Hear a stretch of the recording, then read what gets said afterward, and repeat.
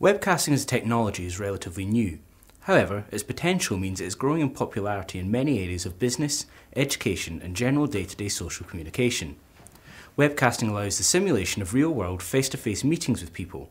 However, this simulation still has its limitations and therefore understanding a social etiquette during a webcast is of the utmost importance. During this short video, I'm going to discuss how you as a trainer should conduct yourself during a webcast and techniques you can use to ensure your trainees engage with good conduct as well in order to ensure a smooth and enjoyable training session.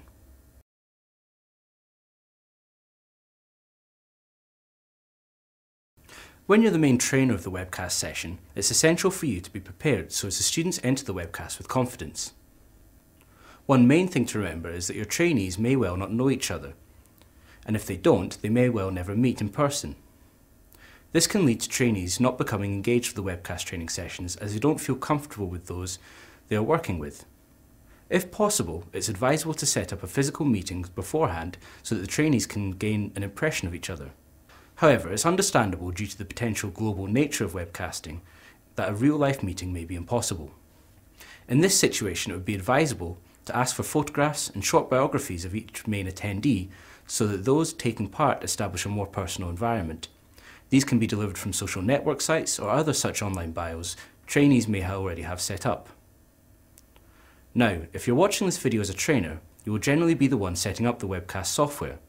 It's advisable to set up 10 to 15 minutes beforehand. This will allow students to log on in time for the beginning of the session and not be panicking up until the last minute that they are unable to connect. If it's your first time using a particular webcasting software, make sure you're there perhaps 30 minutes early, or even more, so as you're able to test your microphone and webcam. Imagine how a student may feel if they join a webcast to find their trainer cannot even connect to the site.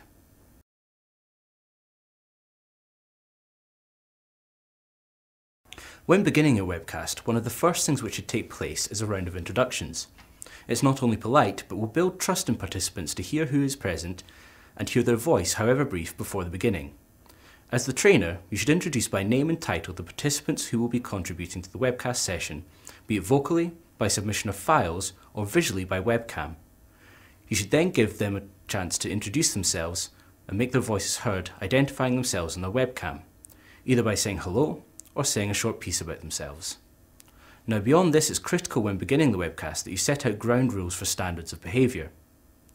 Issues such as clearly articulated roles of participants, responsibilities, and levels of engagement rights will help to create an understanding of everyone's part to play in the webcast and avoid participants holding unrealistic expectations and becoming frustrated. In order to keep engagement, be sure to reduce all possible distractions. For example, if a trainee is talking and there is a constant noise of rustling paper or endless background noise, it can be very distracting and will hinder effective communication. Don't be afraid to politely ask your trainees to be more considerate to each other. I would advise highlighting to new groups a clear code of conduct at the beginning of the webcast stating a series of etiquette guidelines. Ask all participants that while they are not talking, they turn off their microphone to avoid any background noise or the sound of breathing. It's also advisable that you ask all participants to use headphones rather than speakers so as to reduce any echo or feedback while talking. This is what happens when the microphone picks up what the trainee hears through the speakers and relays it back to the group. This can be very distracting. When your webcast involves a small group and where webcams are in use for all participants, it's feasible that rather than always replying by voice, trainees clearly nod or shake their head to agree with questions. This will stop a number of replies coming through simultaneously, which can cause confusion.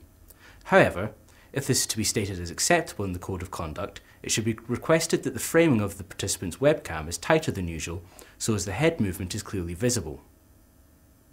Finally, you should request that participants do not interrupt or monopolise the training session.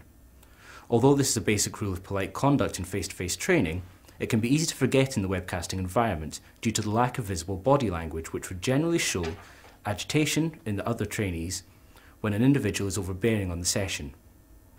These guidelines will make for a better webcasting session. However, to start on the right footing, it's always good to begin by recognising individual contributions and efforts in front of the group.